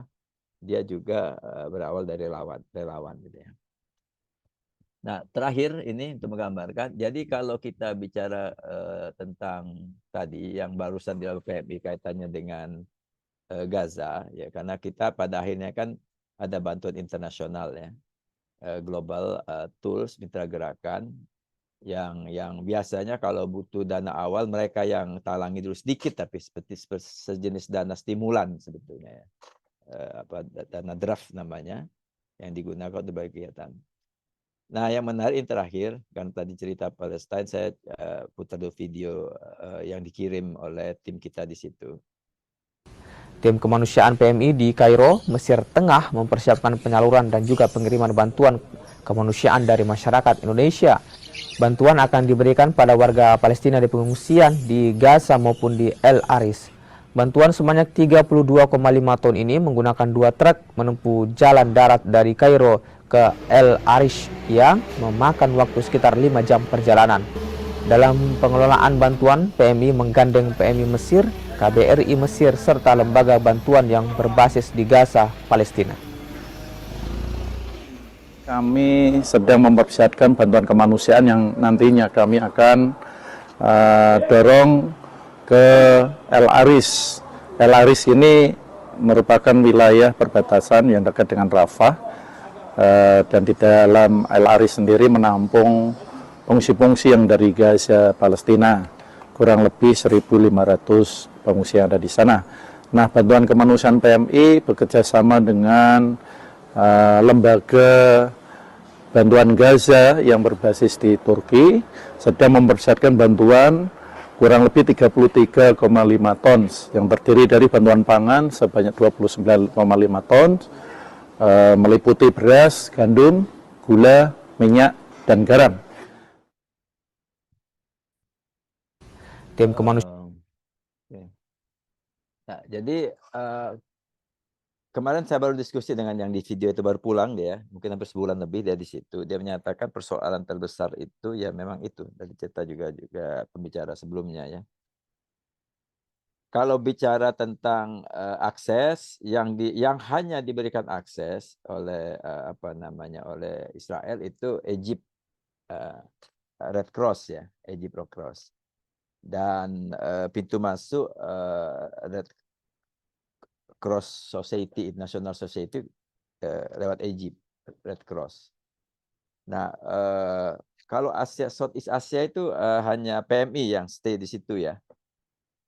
Nah, persoalan kemudian aturan main itu. Aturan main yang yang barangnya boleh masuk di Rafah itu yang tidak mudah ya. Dia bisa berubah kapanpun semaunya gitu ya. Misal terus masyarakat butuh air ya. Awalnya mungkin galon air mineral itu tidak ada masalah, tapi kemudian berubah tidak boleh masuk galon. Kemudian jenis-jenis barang lain, misal oksigen concentrator misalnya, oksigen. Awalnya ini listnya berubah lagi. Jadi di El Aris itu sebetulnya markas itunya ya, angkatan udaranya Mesir itu. Itu banyak sekali barang numpuk di situ.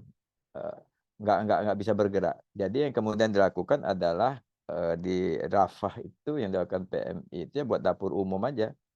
Yang makanan siap saji tinggal digerakkan ke dalam ya. Karena begitu kompleksnya untuk memasukkan barang yang listnya bisa berubah kapanpun di situ. Nah, jadi pintu masuknya ini. Saya kira beberapa kelompok relawan Indonesia itu banyak berkolaborasi dengan PMI di Mesir ya untuk sama-sama mengakses ke Egypt Red Society, National Society seperti itu. Saya kira itu tantangan kita di dalam ini apa namanya respon kemanusiaan. Tapi kembali ke judul, bagaimana PMI membangun kemitraan, itu ada kemitraan di tingkat lokal, kemitraan tingkat nasional, dan kemitraan di tingkat global. Kalau global ada dua organisasi, International Federation Red Cross Red Crescent Society dan International Committee Cross Red Crescent. Bedanya satu, kalau ICRC itu dia hanya main di konflik perang kemanusiaan. Jadi kalau di apa namanya kasus kemitraan internasional case Gaza ini ICRC yang direkognisi. Karena federasi umumnya main di program ya, main di yang lain. Pasca bencana masuk misalnya bangun shelter dan seterusnya. Saya kira itu untuk mancing diskusi. Makasih. Assalamualaikum warahmatullahi wabarakatuh. Waalaikumsalam warahmatullahi wabarakatuh. Terima kasih Prof. Fahmi Idris atas pengantar diskusi terkait dengan topik yang sangat menarik, kemitraan dalam respon bencana. Baik, Bapak Ibu Bahannya sekalian, sudah saya kirim di itu ya. sudah Prof. Chatting ya. Silakan diambil, itu agak lengkap, agak panjang. Kalau saya baca itu bisa setengah jam kita nanti paparan aja. Makasih ya. Ya, siap, terima kasih Prof. Ya, baik Bapak Ibu, dengan disampaikan materi yang terakhir, yang ketiga dari Prof. Fahmi Idris, izin kami melanjutkan sesi selanjutnya, yaitu sesi tanya jawab dan diskusi. Kami silakan bagi Bapak Ibu sekalian yang hadir di forum ini memberikan pertanyaan dan diskusi-diskusi terkait dengan 3 topik yang telah disampaikan sebelumnya. Silakan kami beri kesempatan dahulu untuk Bapak Ibu yang ingin menyampaikan pertanyaan secara langsung, boleh raise hand. Dan sekaligus kami mengundang kembali 3 pemateri dan narasumber sebelumnya untuk turut hadir bergabung. Ya, baik Bapak Ibu, barangkali ada yang ingin menyampaikan diskusi, pandangan, atau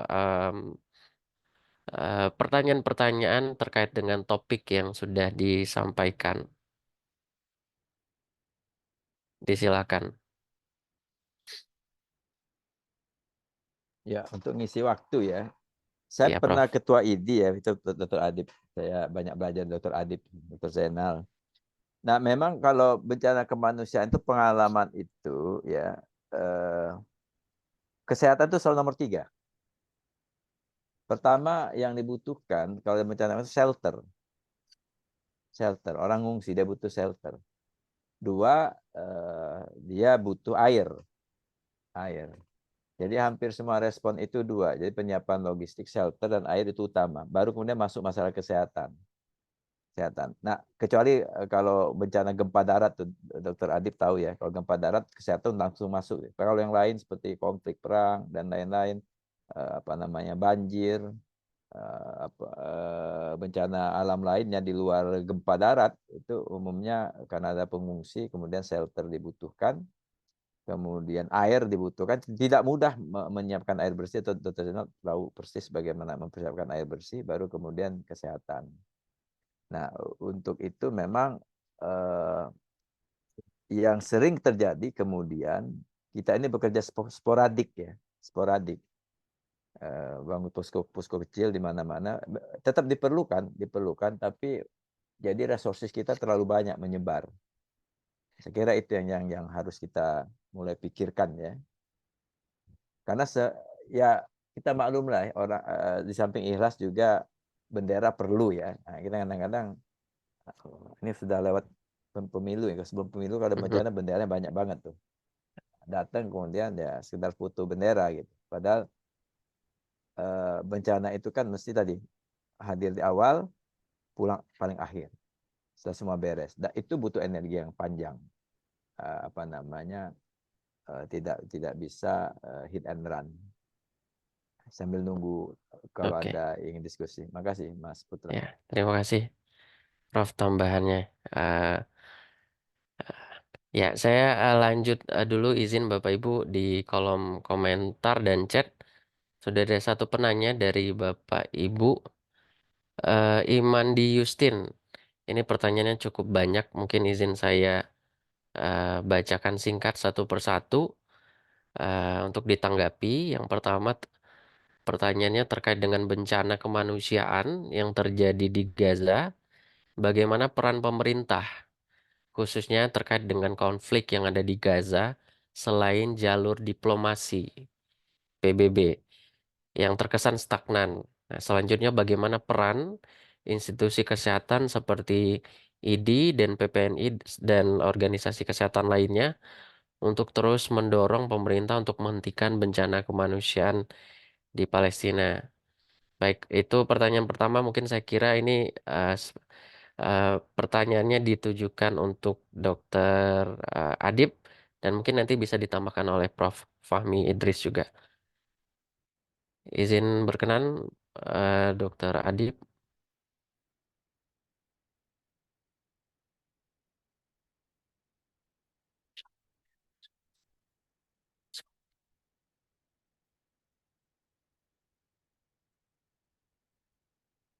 Izin berkenan, Dokter Adib, atau mungkin boleh ditambahkan oleh Prof. Fahmi Idris.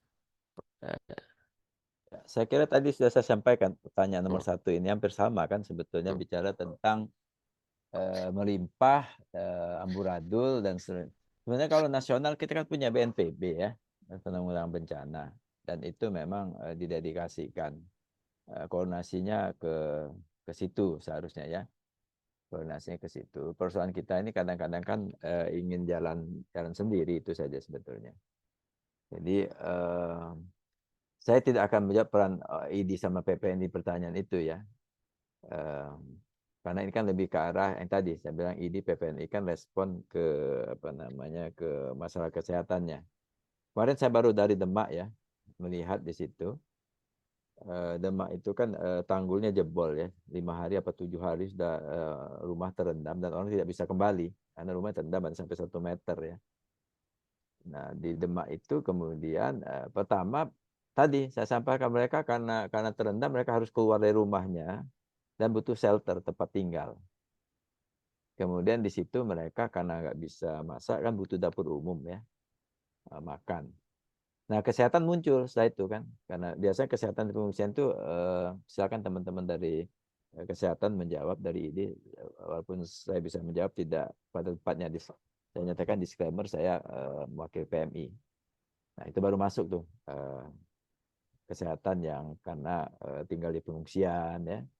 Nah, tentu banyak upaya-upaya dilakukan di situ ya, karena kesehatan bukan hanya kesehatan fisik ya, terutama anak-anak kan ada upaya-upaya kesehatan mental yang dilakukan. Nah itu yang yang pengalaman lah, karena baru kemarin lah, baru seminggu lalu dari Demak situasi seperti itu ya. Nah jadi tidak mungkin PMI menambal tanggul. Saya kira ini nggak mungkin menambal tanggul. Tanggul jebol itu kan tugasnya pemerintah ya. Nah pemerintah itu memang nanti akan bicara apakah ini tanggung jawab bupati, tanggung jawab provinsi atau tanggung jawab nasional. Biasanya mereka butuh asesmen khusus ya. Karena kita agak rigid lah soal itu. Nanti ada kalau ini tanggung jawab nasional dikerjakan oleh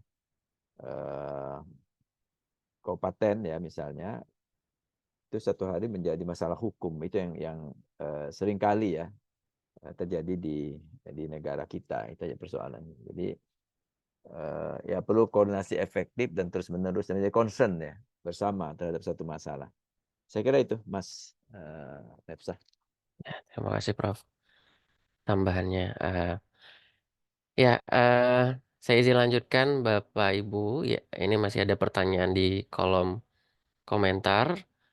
Bagaimana dengan peran organisasi ID dan PPI dan juga organisasi kesehatan lain terkait dengan penanganan bencana yang sering terjadi di Indonesia? Karena setiap kali ada bencana di Indonesia, bantuan yang datang sangat melimpah.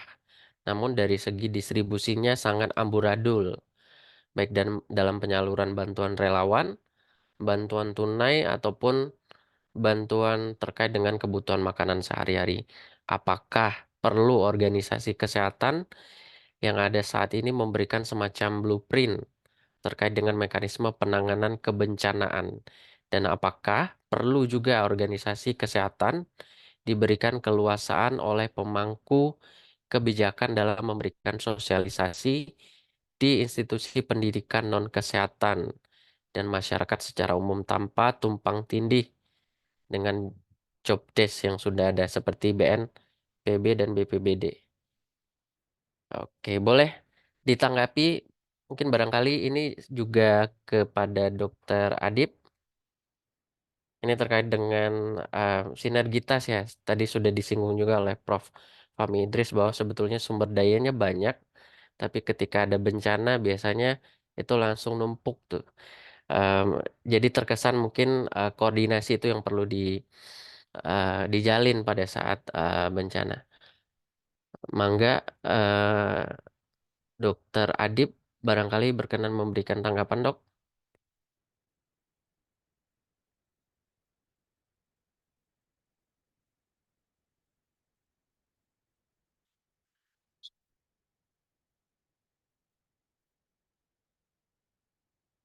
Oke, sepertinya Dr. Adib ini ya live ya. Ya, izin mungkin kaitannya dengan Prof. Fahmi barangkali bisa memberikan tanggapan singkat, Prof.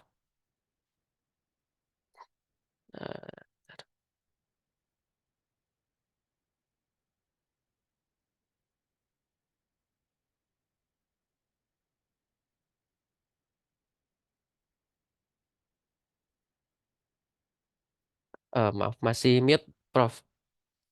Masih mute. Sorry. Nah, kalau saya bicara konteks PMI tidak akan nyinggung yang lain ya, karena saya kapasitasnya saya bicara sebagai pengurus PMI. Jadi kalau fase pertama itu tugas PM Kabupaten Kota, sehingga 6 jam sudah harus ada di tempat. Kalau PM Kabupatennya mengalami disaster, tetangganya yang datang. Ya.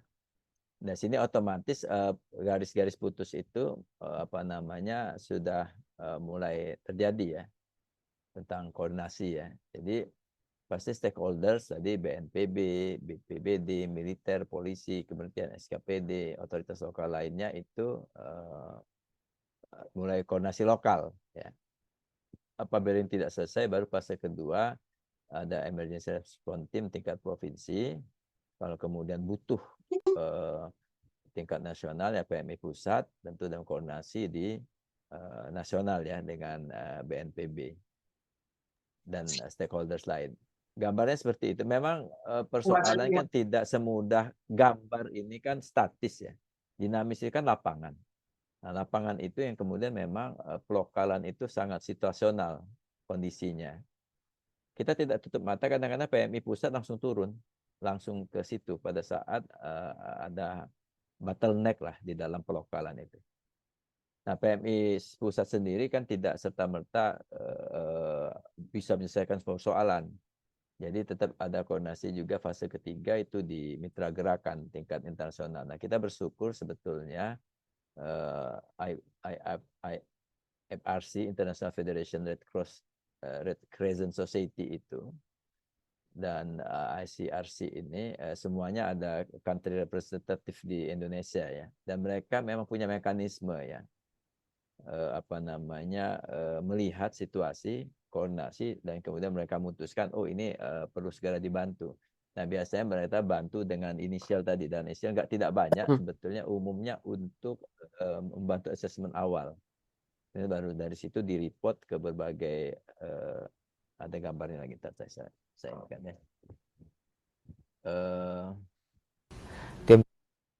Nah, ini. Nah, jadi nanti Perhimpunan Palang Merah dan Bulan Salib Merah ini kalau kita lihat ya dalam konteks antar negara, kemudian juga melakukan koordinasi. Kantor pusatnya di Jenewa, biasanya yang kantor pusat di Asia Pasifik ini memberikan input ke situ. Nah, ini yang skema ya, skema tata kelola organisasinya. Tapi sekali lagi harus saya tekankan bahwa situasi lapangan sangat dinamis. Seperti tadi misalnya kita bicara bantuan Gaza misalnya. Skemanya clear itu. Israel hanya mengakui Egypt Red Cross ya. National Red Cross Society punyanya Mesir. Semua harus masuk sana. Jadi semua Red Cross Society lewat koordinasi ICRC itu lewat situ kita masuk barang ke situ, kemudian Red Cross-nya kalau itu bukan Red Cross apa namanya di apa nama Israel itu sejenis itulah, tapi dia namanya apa ya, Diamond apa itu, kemudian ya itu komunikasi kontak masuk ke situ di perbatasan barang berapa kontainer tuh ngantri bisa nggak jelas karena kriteria barangnya berubah-ubah. Itu yang terakhir kita terima dari kemarin pulang relawan kita menyampaikan situasi di Gaza seperti itu. Padahal kebutuhannya misal kebutuhan pakaian ya, anak-anak sana sekarang sedih banget ada kedinginan dan lain-lain, apa namanya tidak ada suplai makanan ya, pasti akan berpengaruh terhadap kesehatannya. Nah, itu yang kemudian tidak mudah masuk barang untuk kemanusiaan pun tidak mudah ya, ke dalam karena listnya hari ini list kemarin yang paling konkret sampai Pak kemarin kita air mineral galon itu boleh Pak, sekarang nggak boleh. Alasannya dapat dimanfaatkan untuk jadi apa gitu dalam konteks senjata dan seterusnya. Nah, itu situasinya. Jadi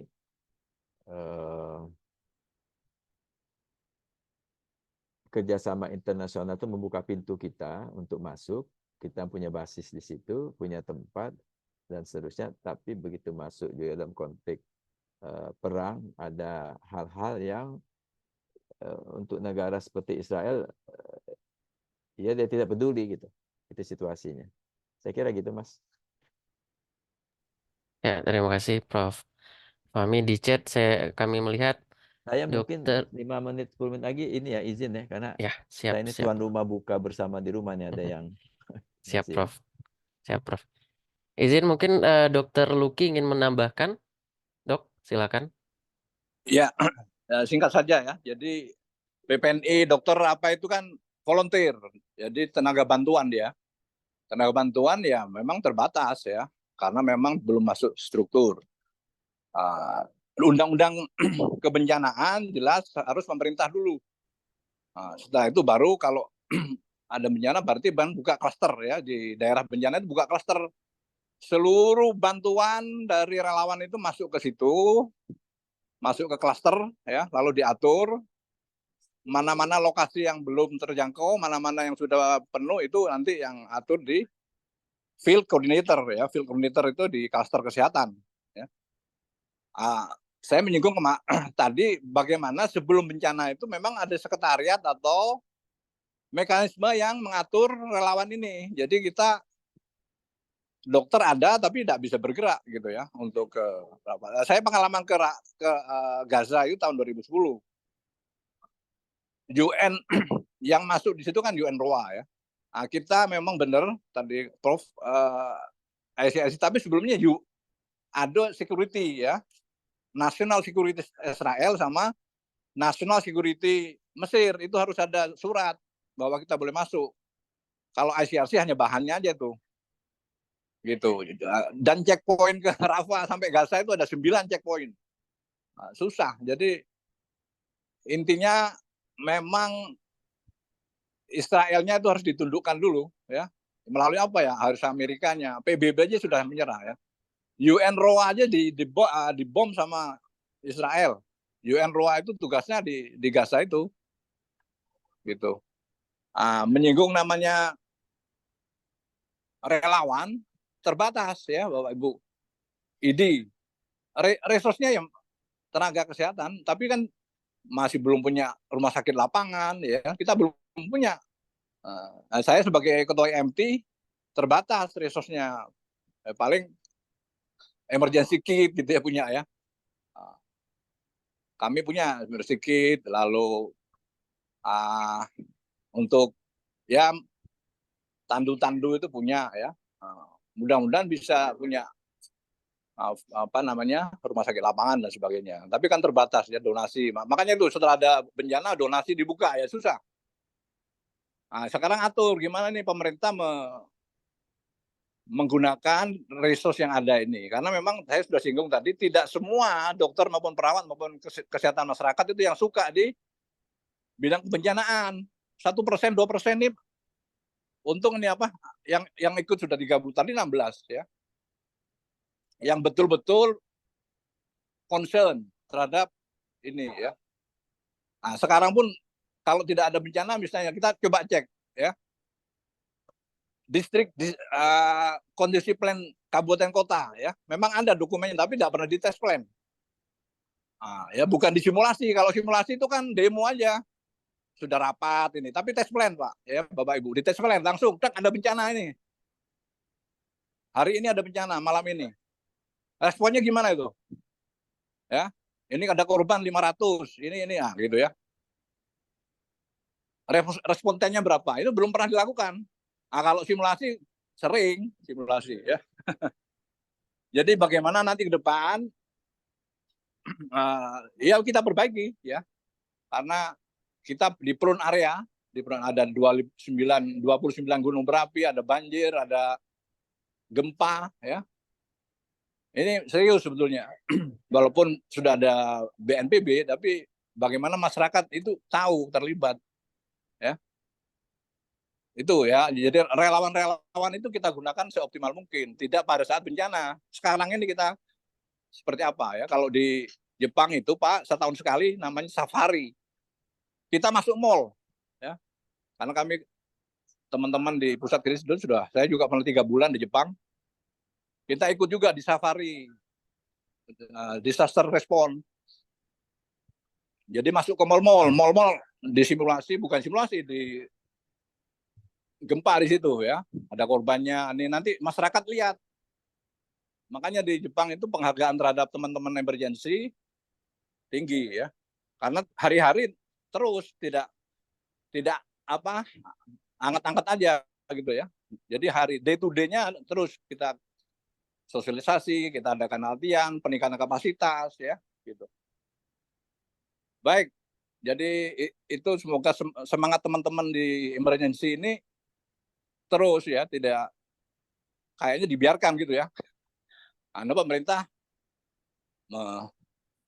mengajak, mungkin PMI juga ya bisa ajak kami ini untuk bersama-sama dalam baik pra bencana pada saat bencana gitu. Demikian ya. Masih. Siap, Dr. Luki. Ini senior saya ini, Dr. Luki ini. Udah beliau perintah harus jalan ini.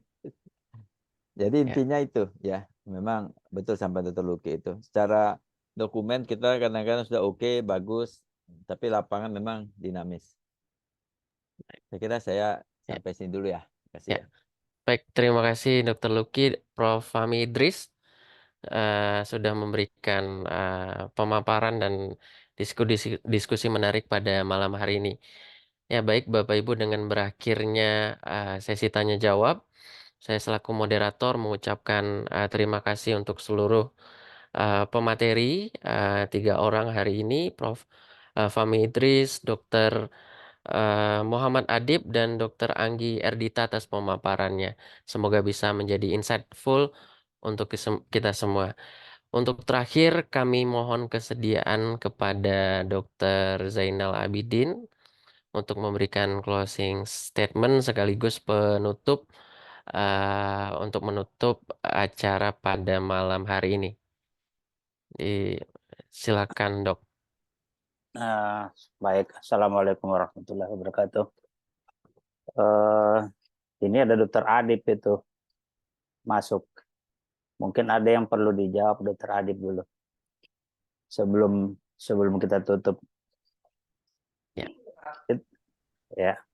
Tadi saya lihat ada banyak pertanyaan untuk Dr. Adib. Tadi ada agak terputus Dr. Zainal. Cuma agak terputus, cuman sedikit tadi yang terakhir saya menjawab, membantu tambahan aja, menambahkan tadi yang disampaikan Dr. Luki juga. Ini yang kemudian akhirnya kalau bicara terkait dengan kemandirian profesi dalam kebencanaan, kita punya akses dalam artian begini. Saya ambil contoh kayak di ortopedi ya. Tim di ortopedi itu selalu menyiapkan, termasuk kemudian kita membawa alat-alat sendiri. Bahkan guru kita, ingat Prof. Idrus itu kalau datang ke lokasi bencana udah bawa genset gitu. Dengan segala persiapannya. Karena kita masih terpola bahwa pada saat kita bicara itu dalam kondisi kebencanaan, maka kondisi-kondisi yang ada di lapangan itu kita harus dengan skenario yang paling buruk pun sudah kita harus siapkan.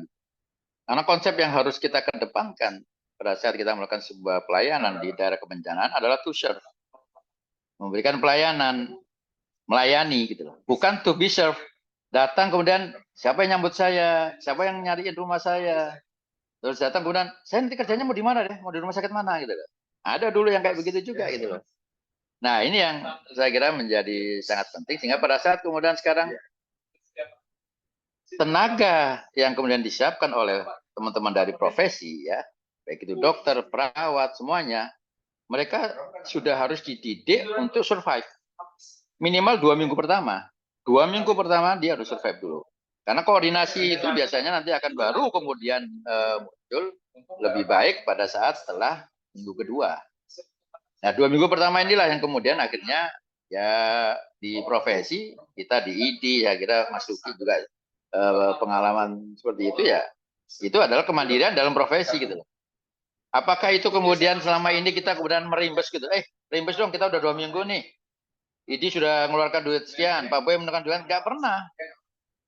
Nggak pernah gitu loh. Jadi disinilah kemudian saya katakan bahwa peran profesi dalam kebencanaan itu sudah sangat existing. Jangan kemudian itu yang dibuat akhirnya mencoba untuk mengupayakan memarginalisasi peran daripada organisasi profesinya. Karena profesi sudah sangat existing sehingga di sini malah yang peran itu yang sangat membantu kondisi-kondisi korban-korban bencana gitu. Nah, tapi ya tentunya yang perlu menjadi perhatian, nah tadi saya sepakat tadi yang saya sampaikan Mas Luki, dana kebencanaan ini harus sudah siap. Sehingga tidak kemudian akhirnya menunggu, ya tadi menunggu donasi lah dan sebagainya gitu loh.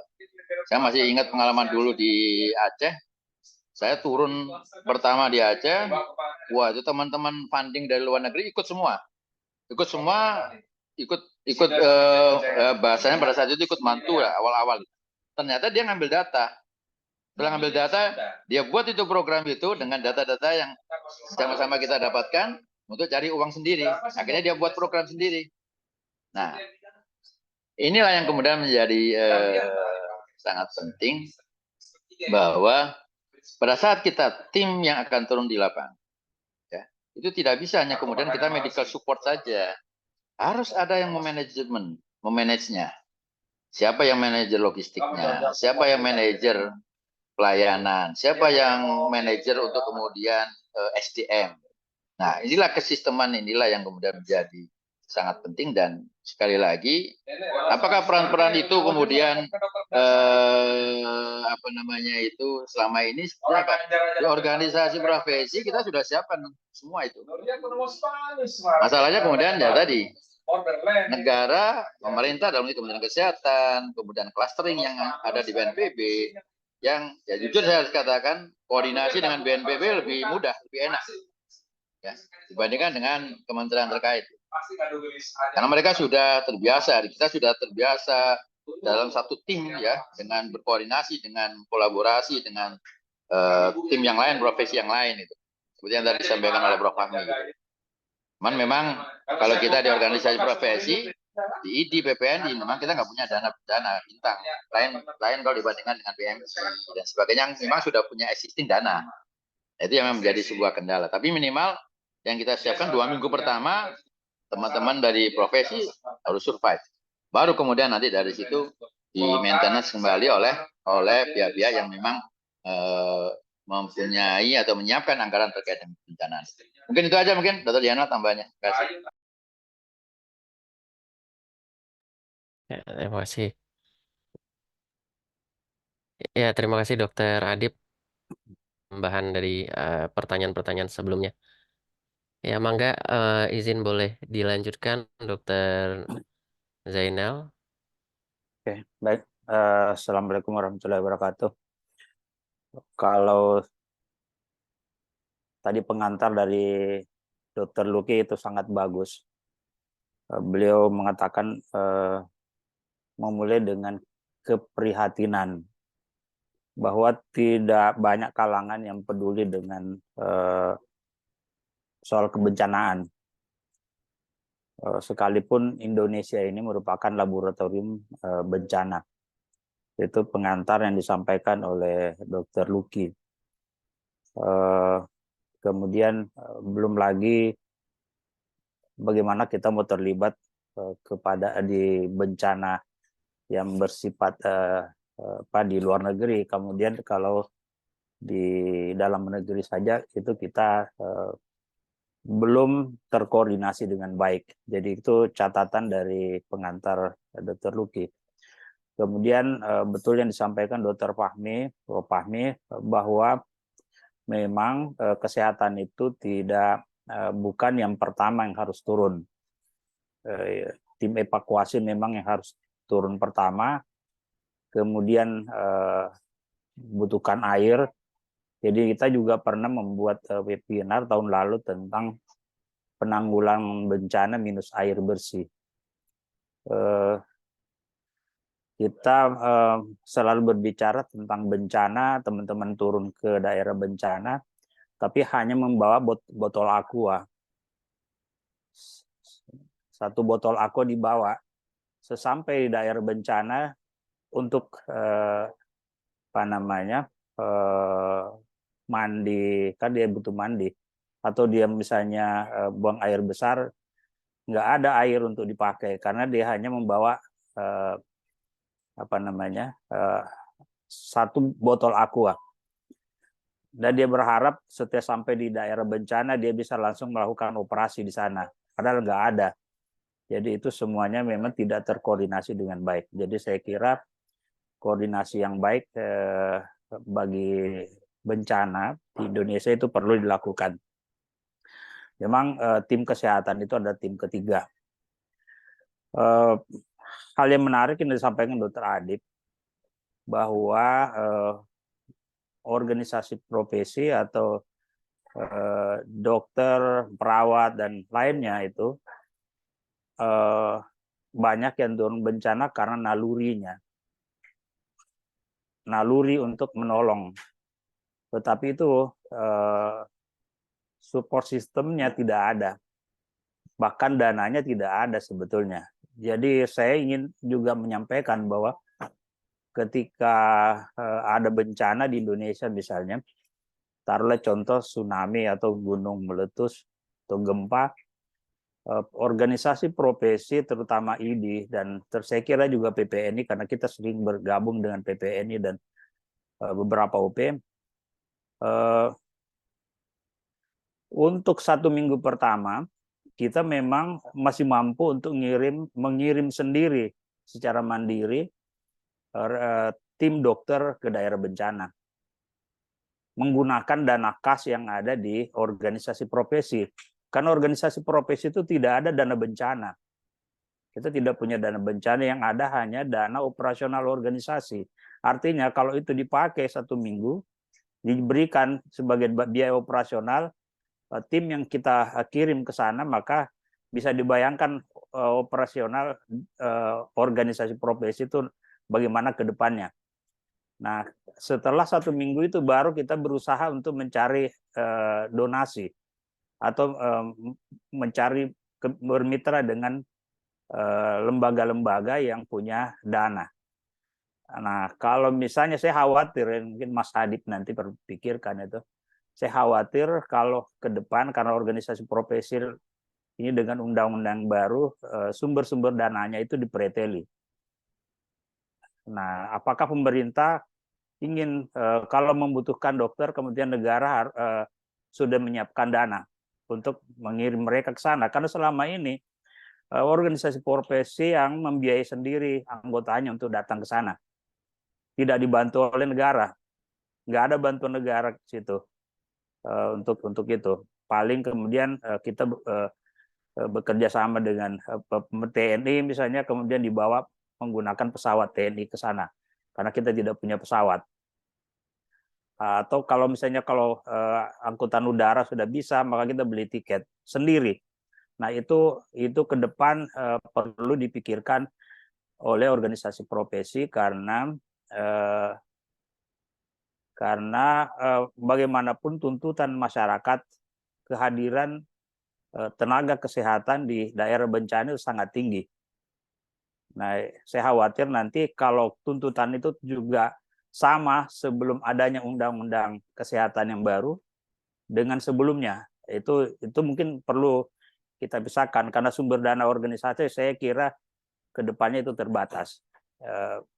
Mungkin kalau tingkat pusat masih baik, tetapi untuk cabang susah. Misalnya dulu tsunami di Aceh, orang-orang dari Makassar membiayai anggotanya, ID dari Makassar, dari Palu misalnya, atau dari mana, membiayai anggotanya sampai di Jakarta. Kemudian di Jakarta PBID yang menanggung dan mengirim ke lokasi bencana. Itu saya kira ke depan perlu nanti dibicarakan. Karena itu diskusi malam ini adalah kolaborasi. Bagaimana tadi ID atau organisasi profesi dan lembaga-lembaga lain, terutama PMI, itu bisa bersama-sama saling bergandeng tangan dengan organisasi profesi untuk segera turun ke lapangan. Saya kira juga PMI punya dokter, punya perawat, tetapi tentu tidak sebanyak dokter yang dimiliki oleh ID. Tidak selengkap organisasi dokter yang dimiliki oleh ID. Karena itu saya kira kalau PMI punya sumber daya yang banyak, tentu kalau mengajak organisasi profesi tentu menjadi lebih kuat. Mungkin itu saja penutup dari saya. Mudah-mudahan diskusi kita ke depannya makin berkembang dan penanganan bencana di nasional maupun keterlibatan kita untuk bencana yang bersifat internasional juga kita bisa memberikan sumbangsi yang lebih baik demi kemanusiaan. Demikian penutup dari saya. Saya tutup diskusi ini malam ini.